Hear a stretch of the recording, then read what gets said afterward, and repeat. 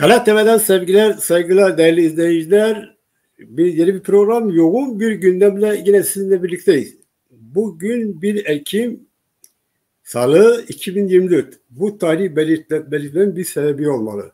6 gün sonra 7 Ekim. 7 Ekim derken anımsarsınız. 7 Ekim tam İsrail'in Hamas'ın diğer örgütün adı birbirine benziyorlar. Efendim? Hamas ve Hizbullah, evet. Hamas'ın İsrail'e acımasızca sivilleri katlen saldırısının başlamasıyla adına Aksa Tufanı denilen bir kurtarıcı saldırı başlamasıyla, evet, saldırının başlamasıyla başlanan savaş tam bir yıla giriyor. İşte o günden bu yana İsrail bu savaşa karşı kendisini savunma diye doğal olarak ve hatta o günler bazı çevreler, sağduyulu çevreler şunu söylerler. Siz neden bu saldırı? Ama bunu o Hamas ve taraftarları ise İran'dan tutun işte diyelim Hulusi'ye kadar büyük bir zaferle, büyük bir coşkuyla kutladığını hatırlatır, anımsatsın. Bunu söylememin sebebini biz konuya geleceğiz. O günde bugüne İsrail büyük bedeller ödetti. Daha sonrası son dönemlerde ise gerçekten herkesi şaşırtan, beklenmeyen gelişmeler oldu. Ve İsrail aynı zamanda Hamas'tan sonra Hizbullah'ın komuta kademelerini vurdu. Bu komuta kademelerini bir zincirlemesine bakarsak, eylem şekline bakarsak gerçekten şimdiye kadar tekniği aşıla hiç de beklenmeyen çok da olağanüstü bir durum. Herkesin kolay kolay başaramadığı. Hamas'ın ilk lideri İsmail, ismini unutuyorum, İran'da devlet misafiriyken İran'ı vurdu. İsmail Haniye. Evet, teşekkür ederim. Ondan sonra Hizbullah'ın da liderini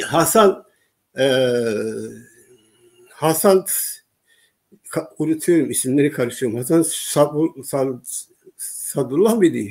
Geçenlerde öldürülen. Nasrallah mı? Onu mu diyorsun? Hasan Nasrallah. Evet, Hasan Nasrallah. Evet. Ya kusura bakmayın, bu Arap isimler biraz ne bileyim biraz şey. Ama bunların şeyi çok önemli. Yani bunlar hep lider. Şimdi ulaşılmaz denilen kişiler. Ve en son da Hasan Nasrallah hep Beyrut'ta çok ilginç bir yerde gerçekten. Ondan evvel de biliyorsunuz çağrı cihazlarıyla ilgili çok tekniği yüksek bir saldırı düzenledi. Bütün bunlarla birlikte en son Hasan Nasrallah'ın da vurulmasıyla aslında savaşın seyri değişti, denklemi değişti, kapsamı değişti. Bu beraber de birçok mesaj getirdi. Mesajlardan birisi aslında İsrail psikolojik üstünlüğü kesinlikle ele geçirdi. İran'ın durumuna bakarsak İran ise bu büyük bir itibar yıpranması oldu İran'da. Çünkü çoğu çevreler İran'ın kollarının çok geniş olduğunu, Yemen'den tutalım Hizbullah, Haçlı Şabi, Irak, Suriye kolu, Hamas'a kadar böyle geniş yelpazeli bir durum. Şimdi İsrail aslında bu 4 cephede savaşıyor. Yani savaşın patronu İran olduğunu dünya alem biliyor. Ama İran kendisi için direkt girmiyor ama bütün bu kolları vasıtasıyla işte İran İsrail'le bir ara dediği gibi biz bunu önce bu kolları vuracağız. Ve şimdi ise verdiğim mesaj şu. Biliyorsunuz İsrail'in Başbakan Netanyahu'nun Birleşmiş Milletler'e en son konuşmasında şunu açık söyledi. İran eğer bize saldırırsa biz İran'da elimizin ulaşamayacağı bir yer yoktur.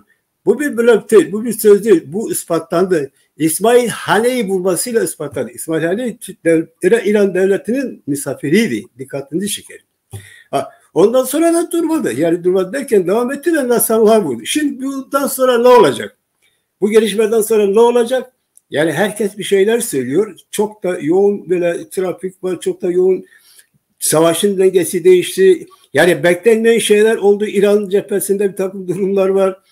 Suriye, Orta Doğu'da bir takım gelişmeler var. Bu aslında bütün Orta Doğu'yu yansıyor ve özellikle biz Kürtleri çok da ilgilendiriyor.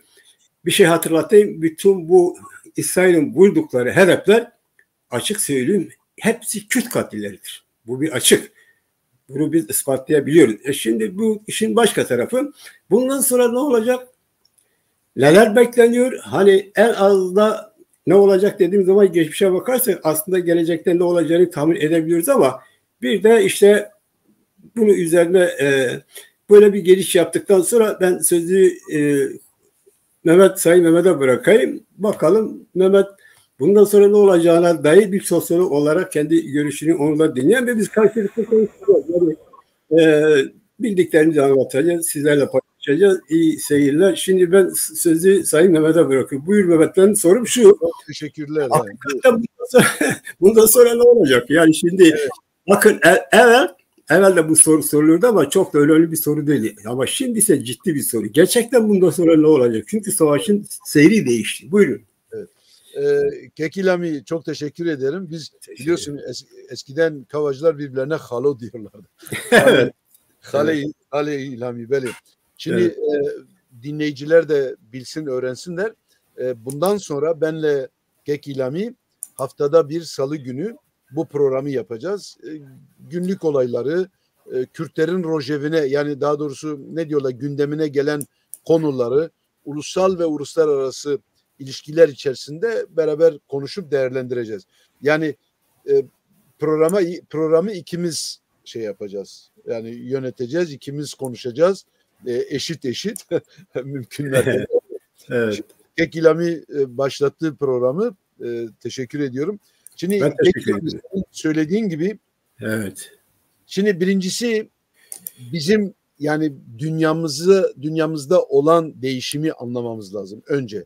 Yani Orta Doğu'daki bu İsrail ve Hamas savaşı, işte Türkiye var işin içerisinde, İran var işin içerisinde, herkes işin içerisinde, bu savaşın içindeler. Fakat bu savaşa sebep olan nedenler var. Şimdi dünyada bir değişim oldu biliyorsun ve o değişim hala sürüyor. Bu değişim bir bloklaşmaya neden oldu. Bu bloklaşma henüz uluslararası çapta jeopolitik planda kristalize olmamış. Çünkü birçok devlet arada duruyor. Henüz yerini Batı blokuyla mı yoksa Doğu blokundan yana mı tavır alsın? Bir şey var, yani bir kararsızlık var. Ama buna rağmen dünyada bu eğilim gittikçe güçleniyor. Herkes safını belirlemek zorunda. Bunu niye söylüyorum? Çünkü bu programda da konuşacağız. Kürtlerin de kendi yerini belirlemesi lazım. Bu savaş Ukrayna Savaşı'ndan sonra ortaya çıktı biliyorsun. Önce Ukrayna Savaşı başladı. Ondan sonra da bu savaş başladı. Ukrayna Savaşı'nın başlamasıyla Rusya eski yerini ve konumunu kaybetti. Orta Doğu'daki rolünü de zayıflattı ve gittikçe yerini başkasına, Çin'e bıraktı aslında. Yani çünkü eskiden Orta Doğu deyince ya da dünya politikası deyince Amerika ve Rusya anlaşılıyordu. Doğu ve Batı deyince Rusya ve Amerika anlaşılıyordu. Ama şimdi o savaşta Ukrayna'yı işgal hareketiyle Rusya konumunu kaybetti. Şimdi ama Ukrayna Savaşı'ndan sonra işte o bahsettiğim iki aksın oluşması, Doğu ve Batı aksı oluşması gittikçe hızlandı ve ona doğru bir evrilme gösterdi. İsrail ve Hamas'ın senin söylediğin gibi 7 Ekim'de, yani bir hafta sonra yıl dönümü başlayacak, tam bir sene oldu, saldırısıyla ve İsrail'in kendisini müdafaa etmesi neticesinde bu savaşa kalkışmasıyla ikinci bir savaş odağı oluştu dünyada. Şimdi 3. çatışma bölgesi Uzak Asya'dır. Tayvan'ın etrafında dönüp dolaşıyor. Başını Amerika yine Çin'in çektiği bir çatışma ama orada henüz savaş yok. Fakat yani orası da muhtemelen ileride patlayabilir. Neyse, bu ayrı bir mevzu. Fakat demek istediğim olay şu. Şu anda her ne kadar Rusya ve Ukrayna savaşı sürse bile dünyanın bütün gözü Orta Doğu'ya çevrildi. Ve Orta Doğu dünyadaki çatışmaların, Doğu ve Batı'nın çatışmasının merkezi haline geldi. Çünkü bu savaşı ben 3 boyutta değerlendiriyorum. Ki öyle değerlendirmek de mümkün. Birincisi Doğu ve Batı arasındaki bir savaştır. İkincisi bölge devletleri arasındaki bir savaştır. Üçüncüsü de İsrail'le Hamas ve Hizbullah arasındaki bir savaştır. Çok özür dilerim, bir şey söyleyeyim. Şimdi son dakika, şu an bir haber ulaştı bize, evet. Gördük. Şimdi İran'ın İsrail'e saldırısını başlattığı söyleniyor. Yani İran İsrail'e yönelik füze saldırısını başlattı deniyor. Bu da ilginç bir gelişme. Şu an itibariyle öyle bir haber. Buyurun, devam edin. Çok sağ ol. Yani bu zaten bekleniyordu. Bekleniyor, evet. Şimdi Amerika bu sabah İsrail'i uyardı. Bu sabah o dinledim yani basında.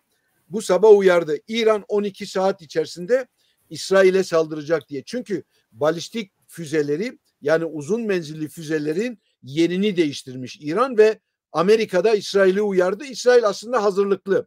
Fakat Amerika demin sen de İran demin söyledin ya sen. Şimdi savaşa katılsa bir türlü, savaşa katılmasa bir türlü. Yani İran böyle bir ikilem içerisinde. Ama bütünlüklü bir savaş, kapsamlı bir savaş istemiyor. Şimdiye kadar Hizbullah'ı, ondan sonra Hamas'ı, Yemen'deki Hutileri, bu terör örgütlerini İsrail'i caydırıcı bir rol üstlenmişti onlar ve böyle bir şeye teşvik ediyordu onları çatışmaya. Ama şimdi belli oldu ki İsrail bu savaşta Hamas'ın belini kırdı. Evet. Hizbullah'a da öyle yaptı ki hallaç pamuğuna çevirdi. Evet. Yani perişan etti. Şimdi düşün, mesela bu olay nasıl başladı? Şimdi Hizbullah biliyorsun Hamas'ı destekleme adına hemen savaşa girdi. Hamas'ı destekleme adına. Yani Hizbullah saldırdı İsrail'e. İsrail'in yani bir şeyi yoktu şimdi adamla, ama İran öyle istediği için onlar da yaptı. Türkler de kışkırttı. Çünkü şunu unutmamak lazım. Belki birçok insan bilmiyor. Türk devleti Kek İsmail, Kek İlami, Türk devleti, Türkiye bugün dünya uyuşturucu ticaretinin merkezi olmuş. Hizbullah devrede, yani bu ilişkiler içerisinde. Çünkü Kolombiya'daki uyuşturucular ya da Latin Amerika'daki uyuşturucular Hizbullah bulaşmış. Hizbullah'ın eliyle Türkiye'ye akıyor. Dolayısıyla Türklerin gizlediği bir ilişkidir bu. Hizbullah'a da yani onlara sahip çıkmalarının, Hizbullah'ı desteklemelerinin bir sebebi de budur aynı zamanda. Çünkü senede Avrupa'nın, bizzat geçenlerde bir programda söylemiştim, Le Monde gazetesinde 2 sayfa Türkiye'nin nasıl dünya uyuşturucu ticaret merkezi haline geldiğini 2 sayfada açıklamıştı ve senede onun verdiği bilgiye göre 5 ile 6 milyar dolar nakit para Türkiye'ye giriş yapıyor. Şimdi bu da büyük bir para. Türkiye gibi böyle baldırı çıplak bir iflas etmiş bir ekonomi için çok önemli bir şey. Şimdi yani Hizbullah'ın böyle bir rolü var ve onların da teşvikiyle İsrail'e saldırdı. Fakat İsrail ne yaptı?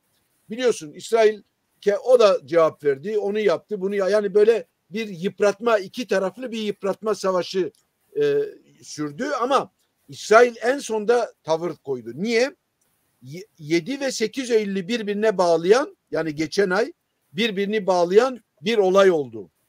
Şimdi İran Hizbullah'a Suriye'nin Lübnan, o Beka Vadisi'ne yakın bir yerde ama Suriye topraklarında illegal, gizli, toprağın altında, yer altında bir fabrika kurmuştu. Bu fabrika hem drone üretiyor hem de Hizbullah'a üretiyor. Silah, füzeler üretiyor. Füze üretme merkezi. Şimdi İsrail bunu ne yaptı? Vurdu. 7 ile 8'i birbirine bağlayan gece uçaklarla onun etrafındaki bütün yolları vurdu, yok etti. Yani dışarıdan destek gelmesin diye. Ondan sonra helikopterlerle bizzat o fabrikanın alanına indi ve 3 saat sürdü tam. 3 saat. 3 saatte orada öldürdüğünü öldürdü. Bazılarını da esir aldı ve oradaki bütün bilgileri, bilgisayarları, belgeleri hepsini toplayıp İsrail'e getirdi. Şimdi ondan sonra Lübnan'da daha önce de biliyorsun bu başları, komutanları falan vurmaya başlamıştı. Hem Hamas'ın hem Hizbullah'ın lider kadrolarını vurmaya başlamıştı. Ama o olaydan sonra bir şey daha oldu. Ne oldu? Yani o lider kadrolarını mütemadiyen vurdu. Hepsini imha etti. Fakat bir şey oldu. Şimdi biliyorsun dünyamız dijital dünyadır artık. Yani elektronik cihazlar artık dünyaya hakim oldu. Ne diyorlar? Aklı? Artifisiyel akıl diyorlar işte. Yani yapma akıl mı? Yapma akıl. Evet. Şimdi bu yani gittikçe gelişiyor. İsrailler de dünyada bu konuda en öne çıkmış ülkedir. Ne yaptı? Mesela biliyorsun o ellerindeki bütün o cihazları hepsini patlattı. Ve 5000 tane Hizbullah militanı devre dışı oldu. Biri gözünü kaybetti, biri yaşamını kaybetti, biri elini kaybetti, biri böbreğini bilmem neyini yani saf dışı oldu. Bu büyük bir eylemdi bu. Bunu fırsat bildi İsrail. Ne yaptı? Ondan sonra da Hamas'ın lideri olan daha önce Hamas'ın liderini Tahran'da öldürdü. Bu sefer de Beyrut'ta Nasrallah'ı katletti ve ekibin tam 20 kişi öldürüldü. Orada bir de daha önce biliyorsun Kasım Süleyman'ın yerine İran İttihatı İsmail Kani diye birisini getirdi. Onun yardımcısı General Nasrallah'la birlikte orada öldürüldü. Ve toplam 20 kadro öldürüldü. Şimdi bu tabii şeyi başsız bıraktı. Yani Hizbullah'ı başsız bıraktı. Ondan sonra elektronik bütün cihazları kullanamaz hale geldi. İsrail'de bu arada tam 130 bin verilen, Fransızların verdiği rakam bu. 130 bin tane füzenin saklandığı, daha doğrusu füzelerin saklandığı, tam 130 bin tane füzenin olduğu alanı vurdu ve imha etti. Yani İsrail'in elinde 150 binle 200 bin arasında füze olduğu tahmin ediliyor. Ama onun önemli bir kısmı imha edildi. Şimdi de dün biliyorsun başlattı. Kara harekatını başlattı. Litani diye bir 20 kilometre ötede, yani Lübnan toprağında, İsrail sınırından uzakta Litani diye bir var. Bir nehir var. O nehir daha önce Birleşmiş Milletler 2006 yılındaki savaşta Birleşmiş Milletler'in kararıyla Hizbullah o savaşın güneyine o nehrin güneyine inmeyecekti. Ama Hizbullah'tır bu, dinlemedi. Şimdi İsrail'in amacı Hizbullah'ı o nehrin gerisine itmek, ama asıl amacı bu terör örgütünü ortadan kaldırmaktır. Tıpkı Hamas gibi. Ve bunun için uğraşıyor. Çünkü silahsızlandırmak istiyor. Ya başka türlü de olmaz. Onun akabinde de Suriye meselesi var. Yani Suriye'yi halletmek istiyor Amerika, Fransa ve İsrail. Tabii bu işin koçbaşı İsrail'dir. İsrail herkesin aslında kötü işini yapıyor. Herkesin yapmak istediği işi yapıyor İsrail. Ve sen milletin eleştirisine bakma. Yani o devlet, bu devlet bakanları, başbakanları eleştiriyorlar İsrail'i, ama habire destek veriyorlar. Silah desteği veriyorlar. Mühimmat desteği veriyorlar. Teknolojik olarak yardımcı oluyorlar. Yani bu sürüyor. Şimdi savaş yeni bir merhaleye geldi. İkinci merhalesi tamamlanmak üzere. Evet. Eğer İran savaşa katılırsa, ki senin verdiğin bilgi doğrudur, o İran'ın da olabilir. Yani İran'ı müthiş şekilde vuracaklar. Çünkü Amerika 40 bin tane askerini yığdı. Pardon. Evet. Siz bitirin, cümlenizi bitirin. Ve yani sonra konuşuruz. Evet, tabii. Şimdi burada aklıma bir şey geliyor. Şimdi diyelim ki iki kişi savaştı mı ya da kavga etti mi, mutlaka onu dolaylı ya da dolayısız olarak destekleyenler olur. Dolaylı ya da dolayısız. Şimdi şu bir gerçektir ki kim ne derse desin, bugün dünyada iki kamp var, savaşan iki kamptır. Şimdi bazıları diyorlar ya 3. Dünya Savaşı başlayacak. Ya aslında başlamış. Ama onlara göre Dünya Savaşı işte bütün ülkeler birbirine girecek. Öyle bir şey yok bugün. Yani bugün o 1. ve 2. Dünya Savaşı gibi olmuyor. Bugün daha farklı teknik gelişmiş, ittifaklar değişmiş falan. Neyse, şimdi bu iki bloklu dünyayı karşı karşıya gerekirdi anlamayan bir siyasetçi bana göre siyaseti bıraksın. Bırakmasa da bir şey ifade etmiyor. Ya da bunu bilmeyen, bunu hala inanmayan, o da şu: evet, ön cephede İsrail ve Hamas'tır, şudur budur. Bu onun savaşın görülür yani. Görünmeyen yani da herkes de biliyor ki Avrupa, Amerika ve onu destekleyen uygar güçler, evet uygardır, modern güçler. Diğer tarafta ise klasik dünyayı temsil eden, sorunları çözmek istemeyen eski klasik stratejik güçler. Bunlar da işte Rusya, İran, Suriye, Türkiye. Savaş bunlar arasındadır. Siz bakmayın yani işte Türkiye hala NATO'da üyedir falan da, fakat yani ikili oynadığını herkes biliyor. Bir NATO'ya üye, kendi çıkarışı iyi olacaksın, bir Rusya'ya göz kırpacaksın, bir de sen 200'leri alacaksın falan. Şunu için söylüyorum Mehmet ben. Mesela bunlardan birisinin yerin darbe alması, bu zincirin darbe alması demektir. Tabii. Yani diyelim ki İran darbe aldıysa Türkiye'nin darbe alması demektir. Hizbullah'ın, Haçlı Şabi'nin Irak'ın başta böyle ettikleri o Haçlı Şabi, ne bileyim İslam direnişi, bir sürü şey. Şimdi tuhaf olan şu, 8 yıl İran'la savaştı, Irak'la İran. Derken Saddam devrildi, şu bu. Yani şimdi normal bir rejim olsa, ya savaş bitmiş, ben kendi yaralarımı sarayım. Onunla uğraşır. Yani normal bir rejim onunla uğraşır. Ben yakım olmuş, yıkım olmuş, savaş da bitmiş. Benim düşmanım da yenilmiş. Amerika'nın sayesinde öyle oldu. Ben yaramı sarayım. Ama böyle yapmıyor, böyle yapmadı.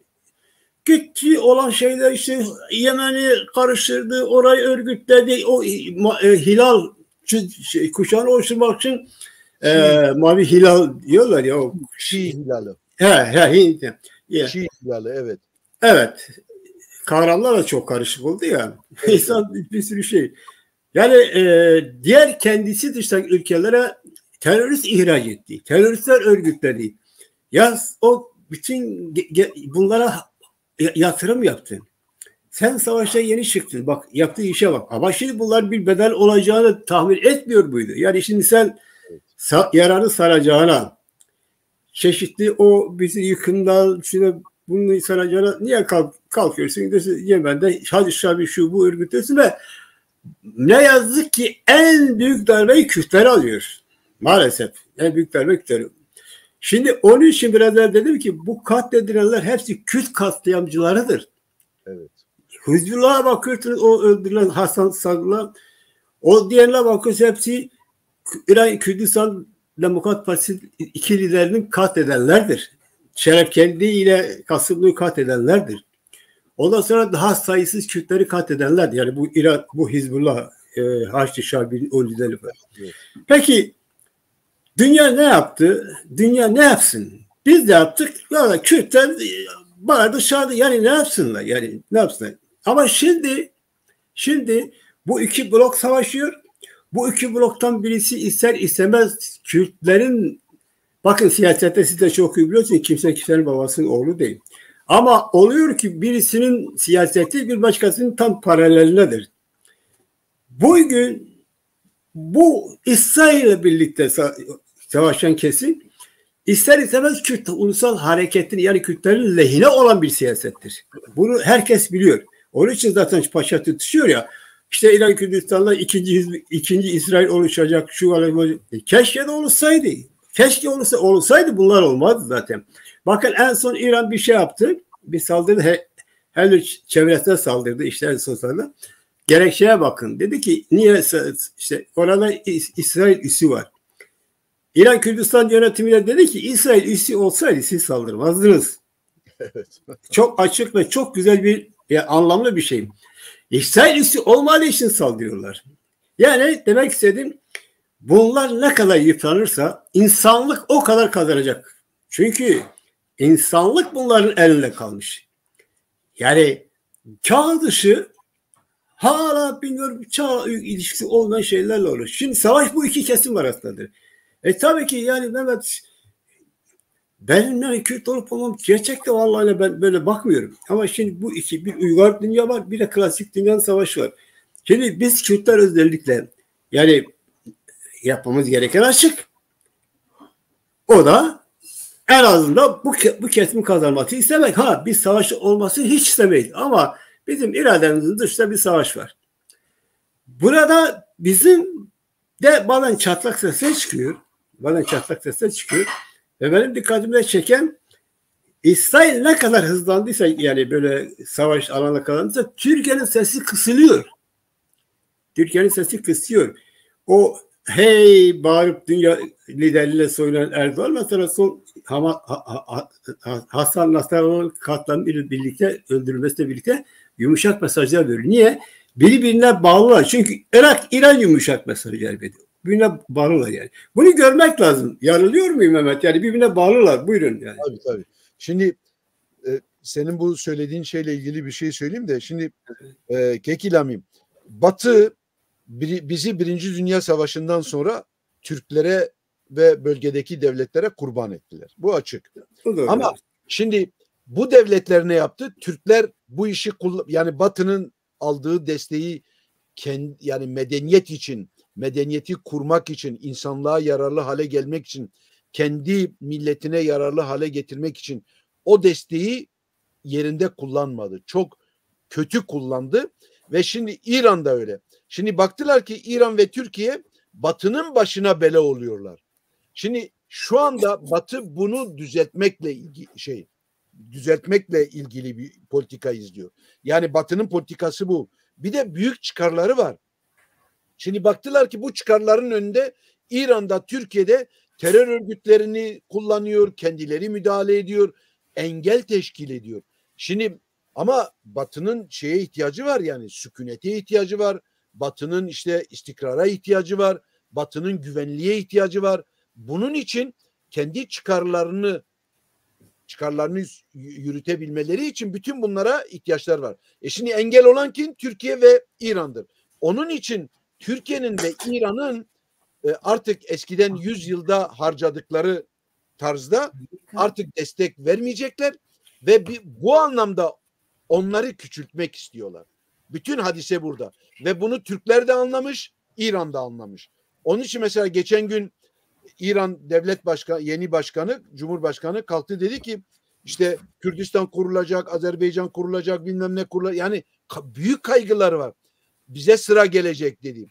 Ondan sonra Türkiye dedi ki yok. Onlar da dedi hayır, sıra bize Türkler de öyle diyor. Yok, sıra bize gelecek. Şimdi aslında ikisi de doğruyu söylüyor. Sıra onlara gelecek. Çünkü bu savaşta artık Batı, Türkiye'nin de İran'ın da küçülmesi politikası izliyorlar. Bu açık. Ama bu bir süreç alacak. Hemen evet, bazı Türklerin dediği gibi 1-2 ayda, 1-2 senede olmayacak. Benim tahminime göre ki uluslararası ilişkiler, devletler ilişkileri ya da değişim ve dönüşümler zaman alıyor. Kek ilamim. Yani evet, 5-10 sene, önümüzde 5-10 senelik bir zaman var. Şimdi evet, bu süreçte evet, önemli olan İsrail'in yürüttüğü savaşı anlamak. Şimdi İsrail bu savaşın asıl dinamiği konumundadır. Ama bu dinamik Orta Doğu'da değişimi zorluyor. Yani senin bahsettiğin o statikoyu zorluyor. O statikonun parçalanmasını istiyor. Çünkü Batı'nın çıkarlarıyla da uyum içerisinde bu. Ve bu bizim de büyük Kürdistan Milli Kurtuluş Hareketi'nin çıkarları doğrultusunda ilerliyor. Neden? Çünkü Türkiye'nin vurulması, İran'ın vurulması, ellerinin, kolunun, burunlarının sürtmesi, kafalarının kırılması bizim lehimize. İki baş düşmanımızı zayıflatıyor. Bu bizim lehimize. Evet. Orada bize bir kapı aralanmış bulunuyor. Şimdi önemli olan bizim bundan yararlanıp yararlanmamamız. Şimdi aynen İsrail öyle, stratejik bir savaş yürütüyor. Bu stratejik savaşın önemli olan rasyonel tarzda değerlendirip, analiz edip bizden yana olan kısmına bakmamız gerekiyor. Yani İsrail'in bu stratejik savaş yürütmesi, ondan sonra savaşı büyütmesi, İran'a kadar yayması, yani İran'ı vurması, ya müthiş bir olay bu. Türkler de çok büyük bir kaygı içerisindeler. Mesela Türkler ne diyorlar, demin konuştuk. Şimdi bu Tanrı'nın İsrail'e bahşettiği, İsrail kutsal kitapları bahsediyor. İşte Tanrı'nın bize bahşettiği kutsal topraklar diyor. Kutsal topraklar, evet. Şimdi bak, Erdoğan Türk devletinin yöneticileri olmak üzere herkes işliyor. Ve özellikle bizi İsrail'e karşı kışkırtmak için biz Kürtleri bu teoriyi yeniden gündeme getiriyorlar. Şimdi İsrail'in amacı yok Türkiye'yi işgal etmek, yok Kürdistan'ı işgal etmek, yok İran'ı işgal etmek, işte o bütün bahşedilmiş toprakları, kutsal toprakları geri almak. Mısır'dan düşünebiliyor musun? Ta Türkiye'ye kadar, Kürdistan'a kadar. Yani bunlar boş laflar. Bütün bunların amacı Türk ideologlarının ve Türk siyasetçilerinin Kürtleri İsrail'e karşı kışkırtmadır. Evet. İsrail arasında olabilecek muhtemel bir ilişkiyi şimdiden kösteklemektir. Şimdi önemli olan Türklerin hilelerini anlayabilmektir. Biz Kürtler, Türklerin hilelerini anlamamız gerekiyor. Yani Türkler bir şey söylediği zaman öyle masumane sarf etmiyorlar. Niye sarf ettiğini biz Kürtlerin idrak etmesi gerekiyor Kekilami. Onun için bu meselede İsrail'le bizim çıkarlarımız aynı kulvarda yürüyor.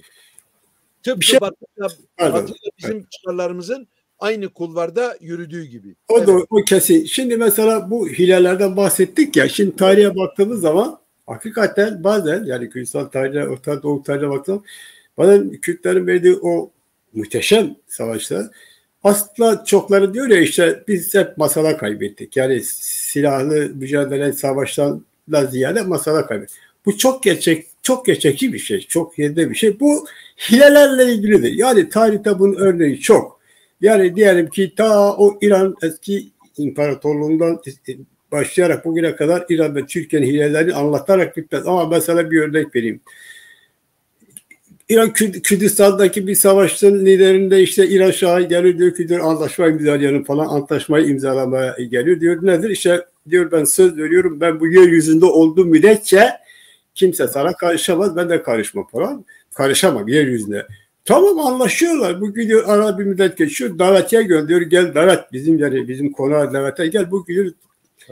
Olayı biliyorsun ama bilmeyenler için anlatıyorum. Evet. Gidiyor saraya, içeri girer girmez çukura düşüyor. Sarayın üstünü adamlar tuzak kurmuşlar. Evet. Halı etmişler ama halın altı boş, çukuru kalmış.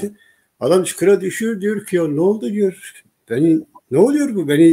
Hani söz vermiştik birbirimize falan. Ama diyor ben sana yeryüzünde söz verdim. Yer altında söz vermedim. Yani hileler çok. En son hileyi size anlatayım. Yani derken arkadaşlar anlatayım. Bu barış süreci. Evet. Şimdi bu barış sürecine başlayınca bak ben şahsen şunu, yalnız ben de eminim çok insanlar. Bak adamlar ilk şartına gerraları ülkeden çıkarın.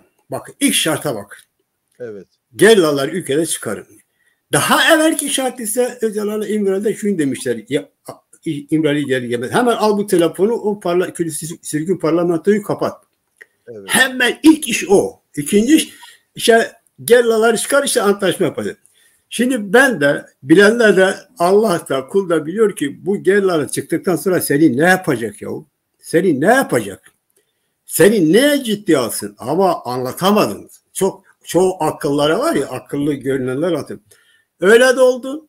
Ne zaman ki savaşta baş edemediği genel dışarı atmaya, birisinin hilesiyle, işbirliksiyle attı dışarı zaman kolaydı, bozma kolaydı. At oraya bir bomba. Bunlar bomba atlar, bunlar anlaşmayı gel böyle falan. Öyle de oldu. 2 tane polis falan.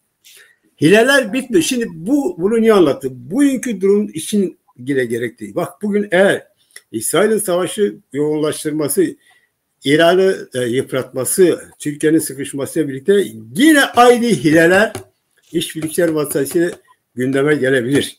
Tabii. Bazıları zaten belli. Mesela Hüdapar dünleyin bu 4. maddeyi konuşurken bugün de açık diyor ki diyor, canım bizim Cumhuriyet rejimiyle bir sorunumuz yok. Tabii. Ama bunu dedirtiyorlar bugün.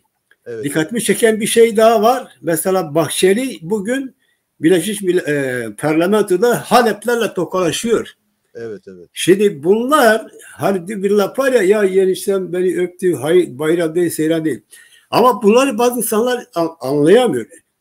Şunu diyorum, eğer durum İran'ın aleyhine gelişirse, ki bu Türkiye'nin aleyhine gelişmektir, tekrar bir açılım mı diyelim, ne diyelim, yine o hileye başvurabilirler. Ben bunun dikkate alınmasını düşünüyorum. Artık bence bu hilelere gerek yok. Yani oyuna gelmek artık saplıktır. Yani artık bu bilinçsizlikler de saplıktır. Çünkü her şey net. Net olan şudur. Kürt sorunla ilgili sen kardeşim yani hiç somut olarak bir adım attın mı? Yok. Ne yaptın? Sıkıştığında bir şeyler söyle. Ta dersin İslam'da günümüze kadar ne zaman sıkıştıysa işte aynı şey devam ediyor. Yani artık bu oyuna gelmemek gerekiyor. Bu oyuna yani bu böyle bir tehlike var. Ben bunu hatırlatmak istedim. Tabii. O tehlike var. Fakat şimdi Türk devleti neye hazırlanıyor? Tıpkı İran gibi. Şimdi bu savaşın kendisini eninde sonunda vuracağını Türk devleti çok iyi biliyor. Onun için biz Kürtleri bu hilelerle Batı'ya ve ısrarla Batı'ya ve İsrail'e karşı düşmanlık çizgisine çekmek istiyor. Sürekli bunu yapıyor. Ama bunu kimin eline yapıyor? Şimdi kendisi yapsa inandırıcı olmaz. Kimin eline yapıyor? Türkecilik yapan, Türk devlet politikasının peşine takılmış, onların birer politik enstrümanı haline gelmiş olan işte Dem Partisi, yok Hüdapar ki Hizbullah'ın devamıdır. Zaten biliyorsun Hüdapar'ın Hizbullah'ın Kürtçesidir Hüdapar. Evet. Yani Hizbullah Partiya Xwedê û ew ê din jî yani Arabi Hizbullah, Allah'ın partisi. Türkçedir ve birisi Kürtçedir. Aynıdır ve Evet, Kürtçe Şitem kurdu bunu. Kürtlere karşı kurdu ve şu anda da bunlara büyük bir yatırım yapıyorlar. Onun için de mesela AK Parti saflarında ki devlet karşı çıkmadı. Ne Türk ordusu, ne MHP, ne diğerleri hiç kimse karşı çıkmadı. Evet. AK Parti'nin saflarında 4 kişiyi parlamentoya gönderdiler. Yani istiyorlar ki bu İslam hareketi Kürdistan'da yani işbirlikçi kendi milletine ihanet etmiş bu hareket büyüsün, gelişsin. Çünkü PKK bir boşluk yarattı Kuzey Kürdistan'da. Bu boşluğu şimdi Hüdapar'la Kürt İslamiyeti sözüm ona adıyla doldurmak istiyorlar. Mesela özellikle dikkat et. Nasrallah'ın elinde Kürt kanı var. Evet. Bunu söyledik. Kürt kanı var. Bu açık. Yani Kürt düşmanı bir adam. Hizbullah da öyle, kendi örgütü de öyle, lider kadroları da hepsi öyle. Şimdi bu adama Diyarbakır surlarında şey yaptılar. Ne diyorlar? Hüdapar bir afiş astı. Nasrallah'a sahip çıkma. Halbuki Şiilerden nefret ediyorlar. Yani bunlar Sünnidir. Evet. Nefret ediyorlar. Ama olay Türk devleti o arada olduğu için mesela gidip İstanbul'da, Ankara'da surlara bir şey bayrak asmıyorlar. Evet. Ama özellikle Kürtlere yaptırıyorlar ve Kürdistan'da, Diyarbakır'da yaptırıyorlar bunu. Yani aynen bu arada bir şey söyle konuyla ilgili olduğu için yoksa unuturuz insan. Şimdi ben sana dedim ya İstanbul'da Ankara'da yapıyorlar. Bakın Hizbullah döneminde de çok iyi biliyorsun. O satırlı katliamlar, o insanı vahşice arkada katledenler, etme olaylar yine Kürdistan'da oldu. Bakın Türkiye'nin hiçbir ilinde olmadı. Şimdi adam İslamcı ortaya çıkmış ya. Peki Türkiye'de niye bir ilde yoksun? Yani niye bir ilde yoksun? Sen hep yalnız Kürdistan'da yapıyorsun. Yani bu katliamlar yapıyorsun. Bir ikincisi Hüseyin Veli Dedeoğlu kimseler çok üzerine pek durmadı. Hüseyin Veli Dedeoğlu işi bittikten sonra onu güya çatışmada öldürdüler. Halbuki herkes tabii devlet biliyor nerede olduğunu, hangi apartman, hangi evde olduğunu. Şimdi bu Hüseyin Veli Dedeoğlu bile yani bunun böyle sonuçlanacağını tahmin etmiyordu. Evet. Tahmin etmiyordu çünkü çok işbirlikçiler bu son şekilde böyle pişman oldu ama pişman olmaya fırsat bulmadı. Hep öldürüldü. Yani sen onu yakalayabiliyordun. Niye yakalamadın, öldürdün? Çünkü o artık işi bitti ya.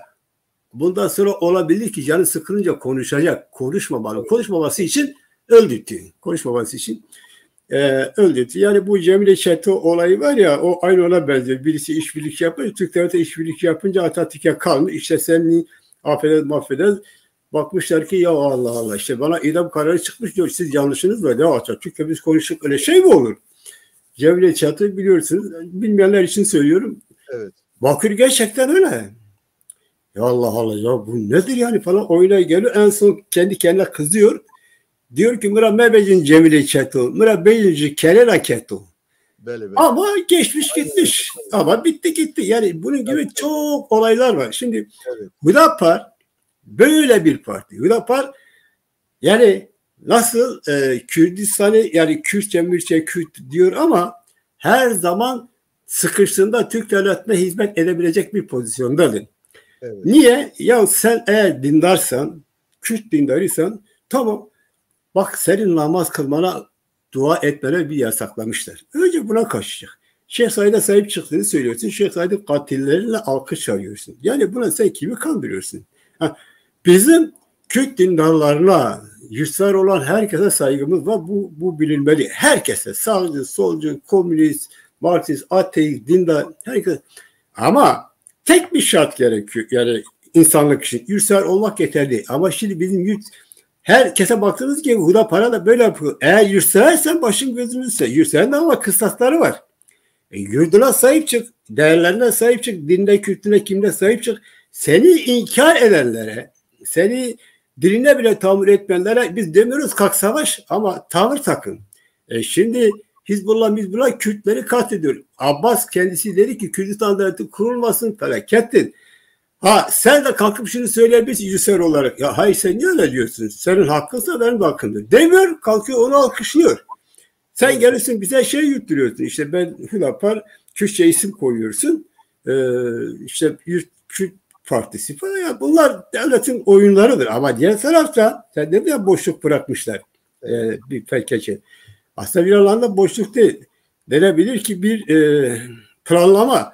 Onlar da Kemalizmin yörüngesine doğru gidiyorlar. Mesela HDP'nin bugünkü tavrı tamam gövde Kürttür, yurtsever kesin de eminim vardır. Fakat yani şimdi senin verdiğin mesajlar Hizbullah'tan Hamas'ı sen niye destek yani şey yapıyorsun? Bu Hasan Nasrallah gibi katillerin.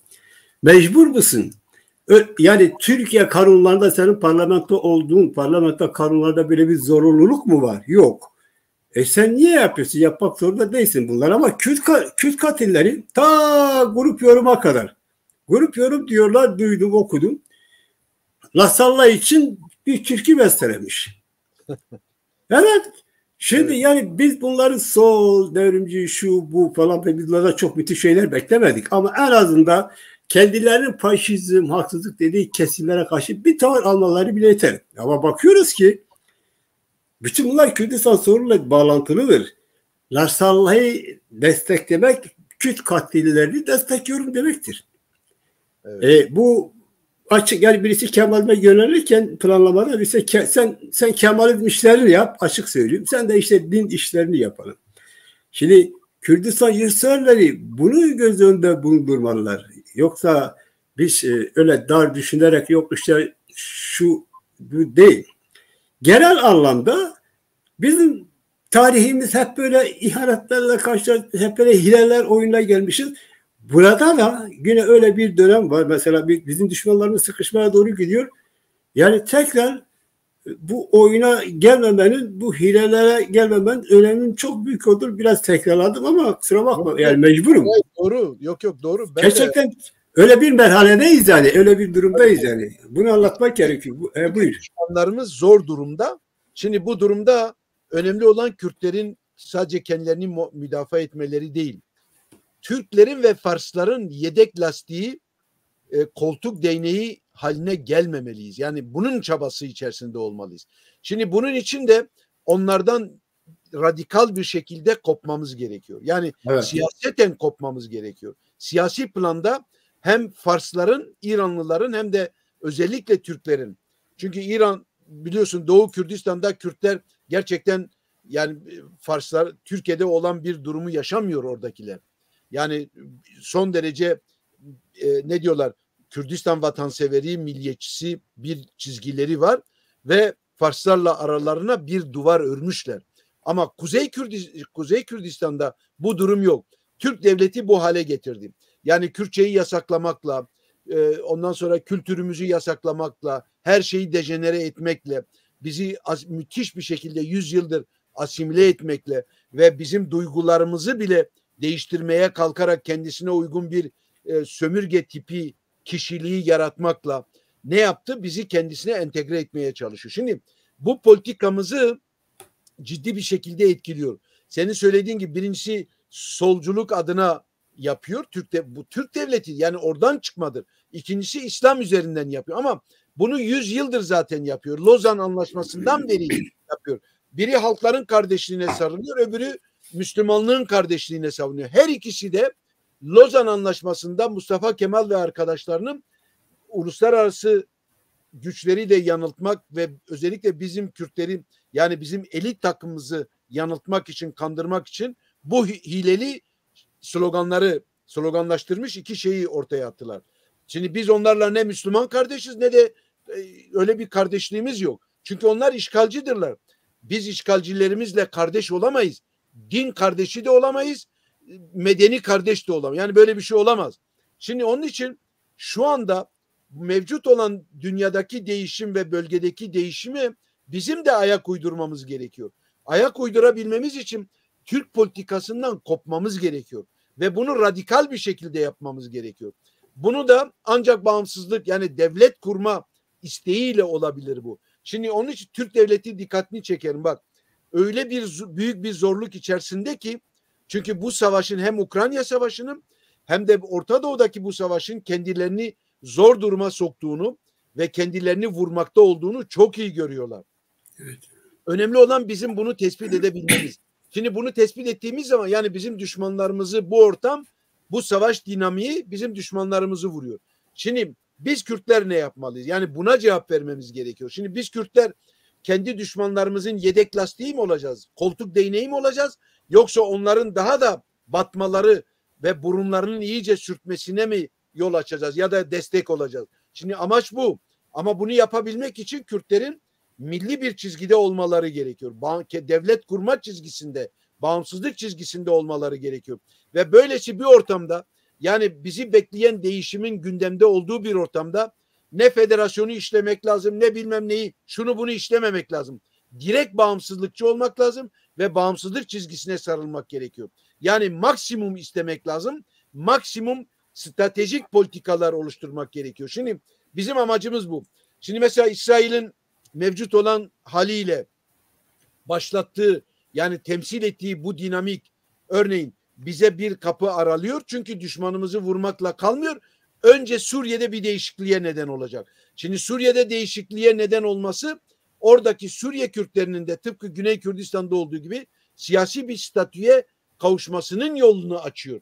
Ama orada şimdi mesela PKK engeli var. PKK çok ciddi bir engel çıkarıyor aslında. Yani Rojava Kürtlerini rahat bırakmıyor PKK. Aslında orada iki damar yani milli olan damarla böyle devleti reddeden, Kürtlerin devlet kurmasını engelleyen, gittikçe engelleyen ve bunun için elinden gelen her şeyi yapan o çizgi yani PKK'nın temsil ettiği çizgi çatışıyor. Fakat maalesef PKK şimdi o kadar çok şey yapmış ki yani her tarafı kontrol altına almış. Geçen gün biliyorsun PYD'nin kongresi oldu. 2 tane kendi yani apocu olan 2 kişiyi getirdiler başkan yaptılar.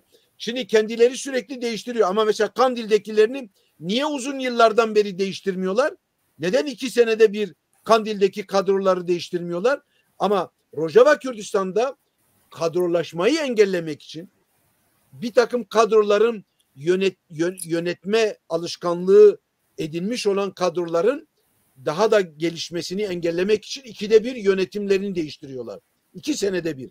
Yani bu kasıtlı yapılan bir şeydir aslında. Çünkü Rojava Kürtlerinin siyasi statüye sahip olabilmeleri için aynı zamanda buna hazırlıklı olmaları gerekiyor. Yani kadrosal olarak yönetme alışkanlığını edinmeleri gerekiyor. Şimdi bu süreç aslında ne kadar uzarsa bizim lehimize. Ama tabii gelişmeler bizi beklemiyor biliyorsun. Evet. Şu anda bu savaş Suriye'nin kapılarını vurmuş durumda. Çünkü evet. Hizbullah'ın vurulması, kafasının ezilmesi Şii hilalinin Suriye'de kırılması demektir. Ve Türkiye'nin de işgal ettiği topraklardan geri çekilmesinin yolunu açılması demektir.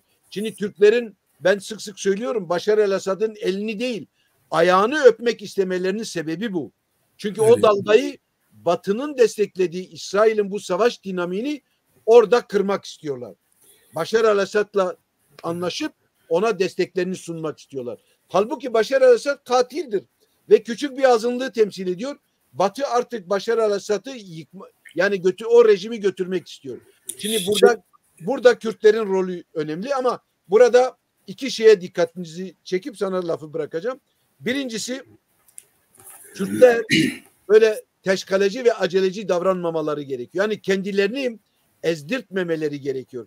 Hani derler ya yani biz böyle çimen olarak yani hani fillerin ayağı altında büyük güçlerin savaştığı, çatıştığı bir ortamda kendimizi korumamız gerekiyor. Bu çok önemli bir şey. Ama evet. Korumak demek, ilgisiz kalmak anlamına gelmez. İlgili olacağız, işin bir ucundan tutacağız ama başkalarının koçbaşı da olmayacağız. Fakat şimdi mesela Batı ile hareket edeceğiz. Şimdi Rojava Kürdistan'da 120 bin kişilik bir ordu var. Ve bunun yöneticileri Kürtlerdir. YPG bunu yönetiyor. Şimdi burada Batı ile olan ilişkilerini mesela PKK sürekli törpülüyor. Sürekli engelliyor ve baltalıyor. Önemli olan şimdi Rojava Kürtlerinin kendilerini bu ayak bağlarından kurtarmaları. İkincisi Suriye'deki değişiklikte yerlerini pratik olarak almaları gerekiyor. Evet. Yani çok önemli. Bunu mutlaka yapmaları lazım. Doğru. Şimdi bize şöyle bir talihsizlik var. Evet, yani şimdi bu genel olarak söylüyorum. Mesela diyelim ki insanlar örgütlenmeye başladıkları zaman yani herhangi bir örgütü tercih edersiniz. O örgütü örgütlenirsiniz. Ama ne için? Diyorsun Kürdistan için. Yani evet. Kürdistan için ben bu örgütü tercih ediyorum. Süreç içerisinde öyle bir duygu değişikliği oluyor ki artık örgütü Kürdistan örgüte kurban ediyorsun. Yani mesela diyelim ki gerçekten ben çok dikkatimi çekti. Yani mesela hangi örgüt olursa olsun Kürdistan, diyelim PKK'yı ele alalım. O ilk yıllarda bütün herkes Kürdistan için PKK'lı oldu o kesim. Yoksa şunun için bunun hatırı için değil. Ama süreç içerisinde öyle bir alışkanlık, öyle kötü bir algı yaratıyor ki artık her şey o parti. Kürdistan açık söylemeseler de önemli değil. Yani her şey o parti için. Bunu nasıl pratikte ispatlıyoruz? Şundan dolayı ispatlayabiliriz zaten. O partinin lideri ne derse desin, isterse Kürdistan'a karşı olsun, yine de onu terk etmiyor. Bak bu ne? Halbuki başlangıçta asla böyle değildi. Yani hiçbir örgütün sempatisi böyle değil. Bir alıştırılıyor, bir şey alıştırılıyor. Yani bir o duygu, Kürdistan duygusu örgütte duyguya alıştırılıyor. Kürdistan duygusu yerine örgüt duygusu. Evet. Şimdi adam mesela açık yani hiç karşı çıkıyor, İran'la ilişkisini destekliyor. Bugün mesela dediğim gibi hem demokrasi diyor hem de tek adamcılığa karşı diyor ama tek adamcılığı hep başından beri tek adam var, seçilen meclise iktidara gelmemiş, teslim olmuş, itirazçı olmasına rağmen hala başkan diyor ama diğer tarafta da bize demokrasiyi anlatıyorlar. Diğer tarafta da mesela Erdoğan'ı eleştiriyor, diyorlar ki bu tek adam rejimi istiyor. Ya bari sen söyleme ya.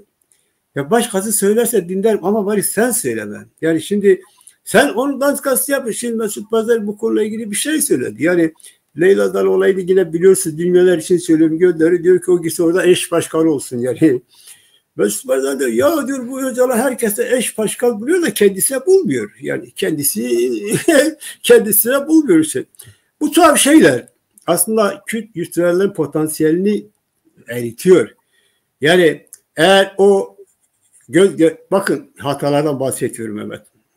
Ben göz gören bir ihanetten bahsediyorum. Şimdi eğer o duygu kayması olmasaydı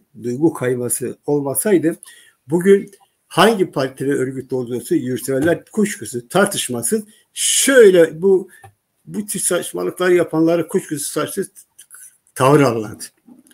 O duygu kayması işte, yani sorun bu. Bugüne gelelim. Bugünkü savaşta da bizim zaten konumuz o.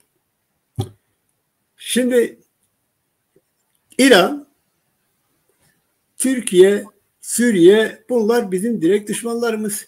Yani anlatmamıza gerek, bizim varlığımıza yönelen düşmanlar. Bizi emellik altına alan düşmanlar. Yani bizim kaderimize müdahale eden direkt düşmanlar. Ülkemize işgalciler. Bir taraf bunlarla savaşıyor. Bunların yıpranması bizim lehimize.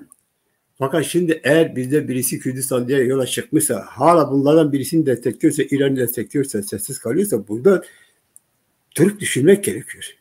Gerçekten durup düşünmek gerekiyor. Evet. Şimdi nasıl oluyor da sen bugün, yani bir Kürt yurtsever aslında söyleyeyim, sen bugün İran'ın yıpranmasına sevinmiyorsun, karşı çıkıyorsun. Nasıl oluyor da sen İran Kürt katillerinin vurulmasına başsağlığı diliyorsun, yani seviniyorsun, yani yas tutuyorsun. Evet. Nasıl oluyor? Yani şimdi tuhaf bir şey. O zaman burada bize yeni bir şey lazım. Yani yeni bir anlayış mı diyeyim? Yurtseverliği tam anlatamadık. Bize bir eksiklik var. Bu yurtseverlik, yani bu bazıların anladığı gibi işte bir teorik bir şeydir. Teorik bir akademik bir konu mudur? Öyle mi anladılar? Ya ismi üzerinde yurdunu sevmek. Yurdunu niye seviyorsun? Yurdunu sevmek taşı toprağı yalnız değil. Ona ait her şeyi sevmek. Yani dil, kültür, kimlik. Bunu sevmek yurtseverliktir. Yoksa o bahçeyi sevmek yani coğrafya olarak değil. Bu sevdiğin şey hepsi egemenlik altında. Evet. Hepsi egemenlik altında. İşgal etmiş, ilhak etmiş adam. Ya 2004 yılındayız. Hala senin ülkende, senin ana dilinde bir okul yok ya. Ana dilde okul yok ya. Senin ana dilinden okul olmasına bile müsaade etmeyen bir düşmanla karşı karşıyayız ve dünyada benzeri yok. Ben bilmiyorum, dünyada artık böyle bizim trajedimizi yaşayan bir halk yoktur yani. Ben çok baktım, okudum. Mehmet bak, biliyorsan söyle yani. Eğer böyle bir halk Hayır, varsa. hayır. Çok doğru. Ya, Yok yok. ya Şimdi, biz bu durumdayız. Hala evet. kalkmışız. Hala kalkmışız. Düşmanımızı göremediğimiz gibi kalkmışız. Hala işte o düşman iyi, o düşman kötü. Aslında işte bu irade, hakların kardeşi yok. Ya kardeşim, kardeşlik içiyorsan kardeşin hakkına, hukukuna sahip çık. Demokrasi izliyorsan bir halkın demokrat haklarına sahip çık. Bu kadar. Uzatmaya gerek yok. Kimseyi kaldırmaya gerek yok. Ama şimdi bizde öyle bir manipüle var ki, sizin çok sık sık dile getirdiğiniz bir konu, zaten sizin uzmanlık alanınızdır. Manipüle, öyle bir manipüle var ki, mesela diyorlar ki Kürtler artık eski Kürtler değil. Yani akıllanmışlar. Ben buna pek katılmıyorum Mehmet. Şöyle katılmıyorum. Şimdi onların kastettiği eski Türk oyunlarını biliyoruz ya. Ama şimdi adam eski oyunları oynamıyor ki. Yeni oyun oynuyor. İşte al sana Paradigma, yeni bir oyundur. Evet. Al sana, bilmiyorum, Halkların Kardeşi, ekolojik, biyolojik, şu bu. Al sana yeni bir oyun. Akıllıysan girme bu oyuna. Peki şimdi inanıyor musun ki? Yani Türk devlet aklından çıkmadır o. Ama şimdi adam devleti yasaklamak için uydurulmuş şeyler. Fakat adam inanıyor diyor, yok diyor, bu onun görüşü. Yani evet. Sanki dışarıdaymışlar, özgürmüşler, düşünmüş, şaşırmışlar, tartışmışlar arkadaşlarla. Ya demiş işte eğilim, komisyonlar eğilim derken hepsi birlikte, öyle bir şey yok. Bir hafta içerisinde sen nasıl oldu Sümer Rahip Devleti'nin kitabını çıkardın? Çok mu lazımdı?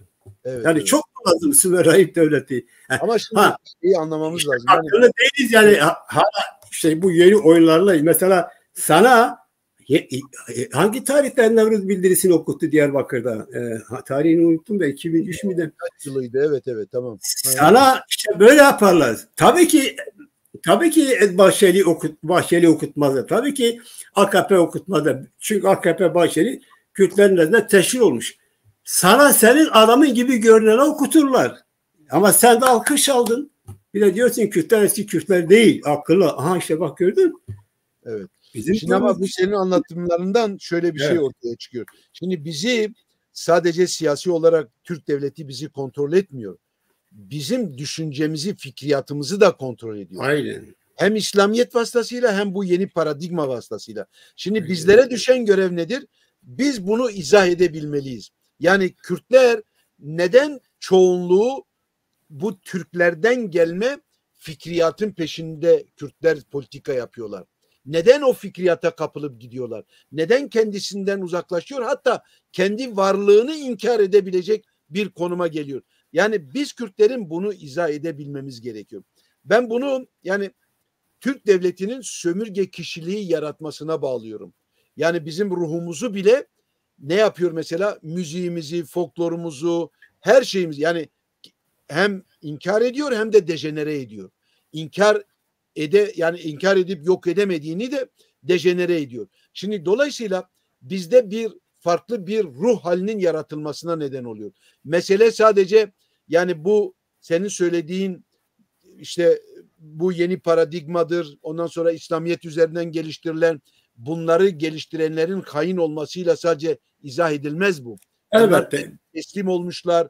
Bir örnek ver. Evet. Doğru. Ama bu işin bir realitesi daha var.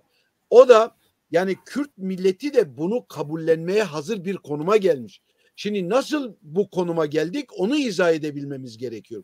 Bu da yine Türk devletinin 100 yıldan beri oluşturduğu o kişilikle yani sömürge kişiliğiyle ilintili bir şey. Şimdi bu sömürge kişiliğinde ne var, özellikle bizde hakim olan ne var? Türkler bizi sürekli 100 yıldır suçluyorlar. Bu suçluluk duygusu bizde hem utanmaya hem de güven kırılmasına neden olmuş. Dolayısıyla o utanma ve güven duygusunun kırılması bizde kendini küçük görme ruh haline dönüşmüş. Evet. Şimdi sosyologlar bunu çok iyi izah ederler. Yani sömürge kişiliğini inceledikleri zaman bunun yarattığı büyük tahribatları çok iyi izah etmişler.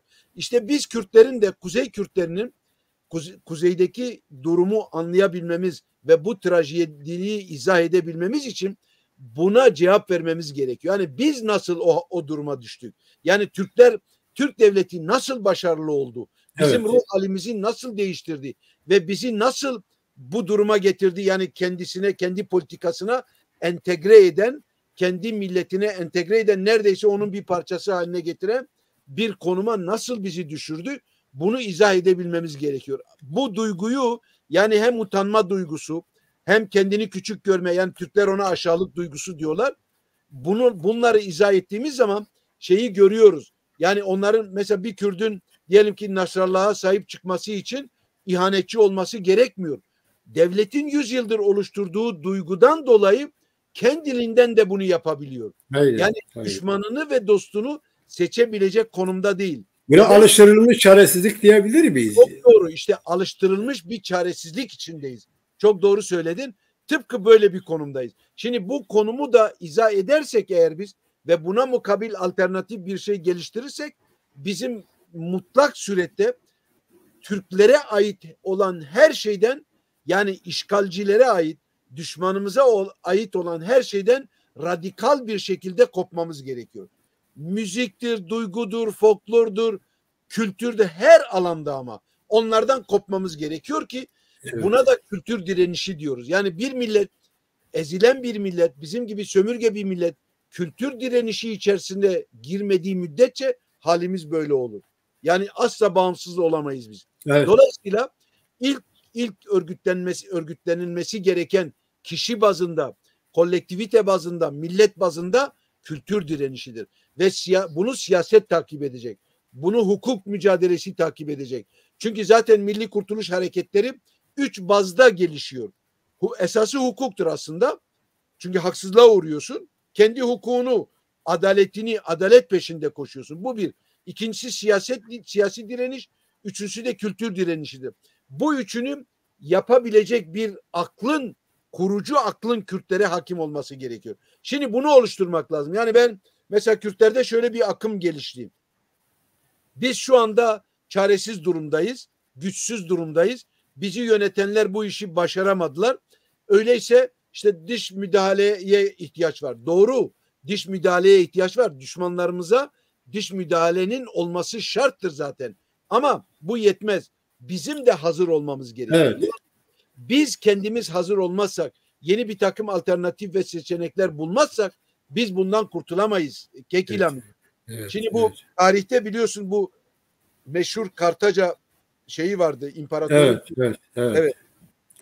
Hannibal Barca diye bir komutan var, askeri komutan. 200 bin kişilik orduyla Cebeli Tarık'ı, İspanya'yı, Fransa'yı aşıp Roma'nın üzerine yürüdü. Alplere geldiği zaman, burada İsviçre dağlarında Alplere geldiği zaman tıkanıyor. Şimdi kendi ülkesinde o yükseklikte dağlar yok, aşamamış. Şimdi filler de getirmiş. Yani koca fil ordusuyla birlikte gelmiş. Roma'yı yerle bir edecek. Geliyor ama yol yok. O zaman tarihe geçen bir laf ediyor. Diyor ki, bakıyor ki herkes de kendi ordusunda bir karamsarlık var. Yani bu yüksek dağları aşamıyorlar. Ne yapacağız? O zaman adamın tarihe geçen şu lafı oluyor. Diyor ki ya kendimize bir yol açacağız ya da kendimize bir yol bulacağız. Biz Kürtler de bugün aynen yani bu Hannibal Barca'nın dediği gibi ya kendimize bir yol bulacağız ya kendimize yeni bir yol inşa edeceğiz. Evet. Kürtlerini böyle bir şey bekliyor. Eğer bunu yapmazsak var ya, Türk devleti zaten bizi tehlike olmaktan çıkarmış. Hem İslamiyet üzerinden hem senin söylediğin işte bu Abdullah Öcalan'ın geliştirdiği yeni paradigma üzerinden bizi teslim almışlar. Ruhumuzu teslim almışlar. Evet. Ama Kürtlerdeki damar, milliyetçi damar, yurtsever damar gittikçe gelişiyor. Şimdi Türk devleti zaten bunu bildiği için aslında, yani bizde milliyetçilik geliştiği için ve kültürel bir kendiliğinden kişi düzeyinde, grup düzeyinde millet düzeyinde yeni bir direniş söz konusu olduğu için, Türkler bundan korktuğu için zaten İslamiyet'e ağırlık verip Hüdapar'ı güç yapmak istiyorlar. Şimdi mesele bu. Onun için bu ikisinden de kurtulabilmemiz için bizim yeni bir güce, yeni bir alternatife ihtiyacımız var. Ya yeni bir yol inşa edeceğiz ya yeni bir yol bulacağız. Evet. Yani Dünya'daki ve bölgemizdeki bu duruma, bu 5-10 senelik önümüzdeki süreçte yetişebilmemiz için mutlak surette Kürtlerin, devrimci olan kesimlerin, yani özellikle devrimci entelektüellerin yeniden örgütlenmeleri gerekiyor. Bu da kurucu akılla, devlet kurma stratejisi ve fikriyatıyla mümkündür. Bizim bütün bu konuşmalarımızda aslında bu fikriyata hizmet etmeli. Evet, aynen öyle. Böyle olmaz. Yoksa başka türlü yani İslamiyet üzerinden ya da yeni paradigma diye devlet kurmayı Kürtlere yasaklayan şeye karşı, bu ideolojiye karşı yeni bir alternatif oluşturmak mümkün olmaz o zaman. O doğru, yani şimdi o yeni bir siyasete, yeni bir anlayıştan bahsediliyoruz yani. Bu kesin yani bu olmazsa olmaz. Bütün bu tarihi tecrübelerde gelinen nokta bu. İşte bu yeni siyasetle asıl somut ismini verirsek milli siyasettir. Çünkü bizim ülkemizin durumu bu, şartları bu. Bize ihtiyaç olan siyasetin kendisi bu, milli siyaseti. Bir diğer adıyla da ideolojik olarak illa insan şey yaparsa milliyetçilik. Yani bu çünkü her kesimi kapsıyor. Yurtsal olan her kesimi kapsıyor. Yani mesela geçmişteki kendi yerel hatamızda, yani yerel olarak şu hatamızda baklarımızdan biri de bu milliyetçilik sanki çok kötüymüş gibi, işte böyle kendimiz dışında diğerlerine oportuniz, revizyonist, küçük burjuva, büyük burjuva deyip milli dinamikleri tarif etme anlayışı herkese var. Genel olarak söylüyorum. Herkese var. Bunu bugün büyük oranda anlamışız. Yani 20-30 yıldır büyük oranda, yani bilinç olarak bence iyi bir noktaya gelmiş. Fakat bu iyi bir noktaya gelmek iyidir, fakat yetmiyor, pratiği lazım dediğiniz gibi. O pratikte milli bir çizgi, milli bir anlayış, başka bir yol yok. Ben umarım bu milli çizgi, bu milli anlayış bugün örgütsüz olsak bile, yani çoğu insanlara bakıyorum, yani adam biraz haklı, yorgunluk var, şu var, bu var, parti mesela, particilik, parti artık onlar şimdi biraz oldu, biraz soğuma oldu, ama milli bir şey dediğin zaman adam seviniyor yani. Milli bir aktivite, evet. Milli bir çizgi oldu. Bu biraz iyi bir gelişme. Bu gelişmenin yükselmesini istiyoruz, ama sizin dediğiniz gibi zaman da bizi beklemiyor. Yani zaman mesela çok bizi beklemiyor, bizim şeyimizin. Bence tabii sizin de belirttiğiniz gibi bu milli iradeyi, milli siyaseti çok mümkün olduğu kadar hızlandırmak, güçlendirmek, o yeni heyecanı yaratmak, yeni ruhu yaratmak, milli ruh. Ama işte bu da bir hazırlıktır. Ama hiç olmazsa, diyelim ki biz bugün dağınık olsak bile şunu yapabilir, başka şeyler yine yapabiliriz. Örneğin bu televizyonların çok faydası var. Ben açık söylüyorum. Evet. Mesela izleyenler, birçok bunun gibi yükselen televizyonlar var. Kanal TV gibi. Çok iyidir. Mesela dinliyorlar, izliyorlar, bir şeyler görüş paylaşıyorlar. En azından mesela, ya ben şu an bir şey yapamıyorsam bile hiç olmazsa düşmanın yararına olacak bir şey de yapmayayım. Yani tarafsız kalsam bile düşmana yardımcı olmaktansa bir şey yapmasa o bile iyi. O bile yani iyi. Yani onun bile bunun bir faydası var. Bir faydası var. Yani örneğin geçen sene bir Filistin İsrail'i protesto mitingi oldu sanırım İstanbul'da falan. Hı hı. Yani bir yurtsever Kürt, tamam politik değilsin, şu değilsin, bu değilsin, ama yani gitmemesi bile iyi ya. Gitme kardeşim, gitme yani, gitme. Abi, yani en azından bu bile bugün iyidir. Şunun için söylüyorum. Birçok bence sayısı anımsanmayacak kadar örgüsü ister kesim var. Fakat o örgüt, bizim bahsettiğim o örgüt, o milli siyaset olmadığı için öyle kalıyorlar. Fakat en azından dediğim gibi pratikte asla o düşmanı istediği oyuna gelmiyorlar, gitmiyorlar. Evet. Bu iyi bir gelişme. Bizi bekleyen, olması gereken de o iyi gelişmenin pratik sonucunu somutlaştırmak. Tabii. Şimdi şöyle bir şey var. Şimdi politikasız olmaz. Kürdistan davası önce politik bir davadır. Kesinlikle. Anti-işgalci, kendi bağımsızlığını elde etmek isteyen, devletini kurmak isteyen politik bir dava. Şimdi politikasız olmaz, örgütsüz, partilersiz de olmaz. Fakat tabii, bu partileri ya da bu parti örgütlenme mantığını, önemli olan üst düzeyde bütün milleti birleştirebilecek, bütün milli dinamikleri birleştirebilecek, kendi potasında bir araya, bütün bileşenleriyle bir araya getirebilecek bir vasfa sahip olması lazım. Geçmişte mesela bizim hatamız neydi? Biz tamam milli cepheden bahsediyorduk ama bunun şeylerini yerine getirmiyorduk. Yani bize amacına uygun davranış içinde değildik. Yani gruplaşmalar, klikleşmeler, fraksiyonlar kurmalar ne yaptı? Bizi hallaç pamuğuna çevirdi. Şimdi senin söylediğin gibi yeni bir kafa ve yeni bir mantıkla yapacağız elbette bunu. Fakat şimdi milliyetçilik var, milliyetçilik var. İyi milliyetçilik, meşru milliyetçilik, ilerici meşru milliyetçilik var. O bizimdir. Ama bir de gerici, ırkçı, işgalci, talancı olan milliyetçilikler var. İşte Türk milliyetçiliği. Tabii. Karıştırıyorlar, bilerek karıştırıyorlar. Türkler, Türk devlet ideologları bilinçli bir şekilde evet. bütün milliyetçilikleri bir sayıyorlar. Tabii. Birçok milliyetçilik var. Hatta mesela bir İngiliz yazarı var, George Orwell. Bizim Kürtler zaman zaman ondan bahsederler. Onun söylediği güzel bir laf var. Milliyetçilik üzerine yazdığı kitapta diyor ki iyi milliyetçilik var, kötü milliyetçilik var. Evet. Şimdi biz iyi milliyetçiyiz. Çünkü kendi işgal edilmiş bir haklarımız elinden alınmış. Yani bize hiçbir adalet, hiçbir yaşam hakkı tanınmayan, inkar edilmiş bir milletiz. Bizim tabii ki iyi ve meşru milliyetçiliği temsil etmemiz söz konusu. Zaten olay budur. Fakat burada önemli olan kekilamim, devrimci örgütler yaratabilmektir. Yani ama bizim bazımız nedir? Bizim kendi vatanseverliğimiz ve milliyetçiliğimizdir. Evet. Odur. Fakat bizim milliyetçiliğimizi Türk milliyetçiliği ve gerici milliyetçiliklerden ayıran bir başka özelliği var. Biz mesela insanlığın uluslararası değerlerine kapalı değiliz. Kürt milleti böyle kapalı bir millet değil.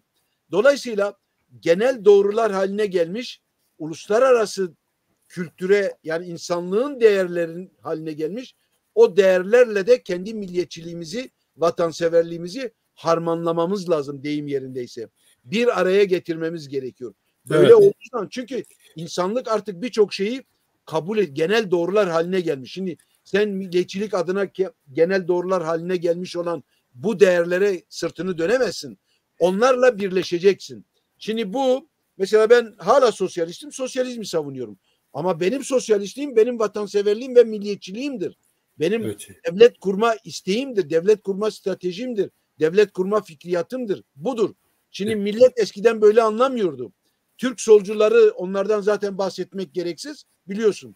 Onlar tamamıyla bizim kendi milli kurtuluş hareketimize karşı bir pozisyonda bulunuyorlar ve bizi milliyetçilikle suçluyorlar.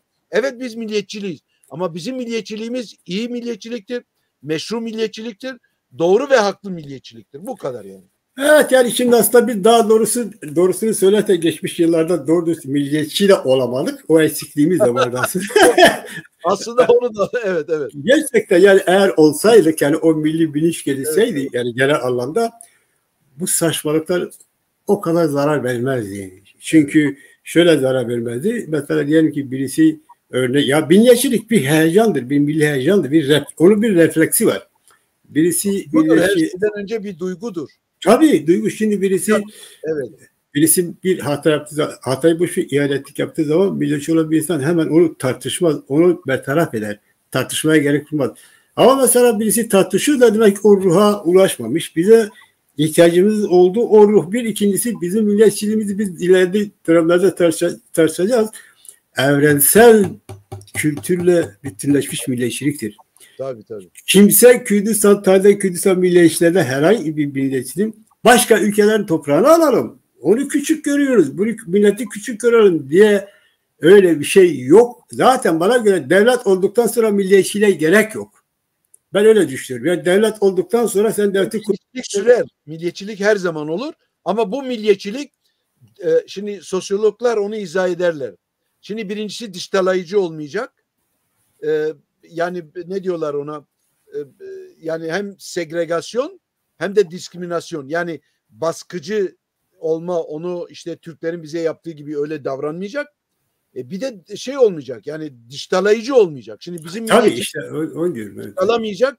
Kürdistan'da çünkü birçok din var, birçok kesinlikle var, değil mi? Yani biz başkaları gibi yapamayız elbette. Ne segregasyon ne diskriminasyon, böyle bir şey olmayacak bizde. Dolayısıyla da tabii ki bizim milliyetçiliğimiz sürecek, vatanseverliğimiz sürecek. Kürdistan ve Kürt milleti var olduğu müddetçe vatanseverliğimiz ve milliyetçiliğimiz devam edecek. Vatanseverlik evet. Mesela bir de bu vatanseverliği işte demokratik o çok kültürlülükle bütünleştirmek çok önemli ki Kürdistan milliyetçiliğinde zaten bu var. Mesela Kürdistan'da birçok mezhepler var, birçok lehçeler var. Güney Kürdistan'a bakın, o bizim beğenmediğimiz, o bazen beğenmediği o aşet diyorlar ya. Evet, orada mesela Türkmenlerin temsilcileri var. Herkes biliyor. Orada Asürlerin temsilcilikleri var. Tabii. Orada Yezidlerin, yani Kürt'te olarak Kürtlerde inanç anlamında temsilcilikleri var. Evet. Peki ben onlara soruyorum. Orta Doğu'da 100 yıldır devletsiniz. Hangi devlette bunun benzeri bir demokrasi var? Yok, siz tabii. Türkiye'de, evet, siz Türkiye'de, Türk dışında hangi milletin özgürlüğünü tanıdınız? O beğenmediğiniz aşiret diyorlar ya, o beğenmediğiniz devlet bütün ortadaki 100 yıllık sizin devletlerinize örnektir. Yani bu iyi bir şey. Olması gereken de bu. Bizim milli değerlerimiz egemenlik altında olduğu için biz milli değerlerimizi savunuyoruz. Yani onun milliyetçiliğimiz oradan geliyor. Yoksa bilerek karıştırıyorlar, işte o Türk ırkçıları gibi ırkçılık, milliyetçilik, ırkçılıktır. Ya siz başka ülke, bakın çok ilginç bir şeydir. Dünleyin Erdoğan'a şunu söylediğim. Dedi ki İsrail, İsrail işgal ettiği topraklara çekilsin. Ya bunu söyleyen Afrin'i alan kişidir. Yani Afrin'i işgal eden kişidir. Tabii. Yok yani, Kuzey Kürdistan ya. Kuzey Kürdistan var. Evet. Kuzey Kürdistan için sıcağına sen Afrin'i aldın. Tabii. Bunu söyleyen odur. Evet. Bu insan aklıyla alay etmektir. Ama şimdiye taraftan söylersen diyor işte her şey Allah için, her şey Rabbim için. Böyle bizimle alay eden bir durum. İşte milli duygularımız olsaydı bu adamlar bizimle bu kadar alay etmezlerdi. Tabii. O diyor, bizim zamanımız da doldu. Evet, doldu. Şimdi ben onun için son sözünüzü söyledim. Yani önemli olan bizim yani gayet tabii Kürt ve Kürdistaniyiz. Evet. Kendi bağımsızlığımızı ve devletimizi, bağımsız olup devletimizi kuracağız. Yani bu açık. Ama bu yani böyle, ben söyleyeceğimi söyledim yani bu program çerçevesinde. Sonra başka programlarda yine konuşuruz. Tamam mı? Evet, çok teşekkür ederim. Sen bitirelim yani. Nasıl evet istiyorsun? Tamam, ben teşekkür edeyim ve izleyicilere de teşekkürler. Şunu söyleyeyim ben izleyicilere. Bundan sonra Sayın Mehmet'le belirttiği gibi işte her salı günleri bu kanalda, yani bu programda Gün ve Gündem Roju Dem ismindeki bu Kürtçe, Türkçe, İzadalca programlar yapacağız. Çeşitli konuları, güncel konuları ele alacağız. Teorik ağırlıkta. Biz ihtiyacımız olan konuları ele alacağız. Yararlı olacağını da inanıyorum. Bu bizim ilk programımızdır. Tabii günceli konuştuk ama günceli konuşurken güncelin etrafında da dolaşıyoruz biraz. Doğal olarak biraz dolaşıyoruz. Dolaşmamız da gerekiyor. Dedik her şey birbirine bağlı. Yani İsrail'den bahsettik ama yani şimdi İran'ı anlatmadan olmuyor. Türkiye anlatmadan olmuyor çünkü birbirlerine bağlı öyle bir diyalektik durum var. Ve bir de küresel bir dünyada, global dünya diyoruz. O dünyadayız. Yani artık nerede bir şey oldu mu böyle zincirler birbirine bağlı. Ben umarım siz de memnun olduğunuz, yararlandınız bizim bu programımızda. Görüşleriniz, önerileriniz varsa tabii ki başım gözüm üstüne her zaman bekleriz. Gelecek hafta tekrar görüşmek üzere diyorum. Şimdilik hoşça kalın. Gelecek hafta görüşmek üzere.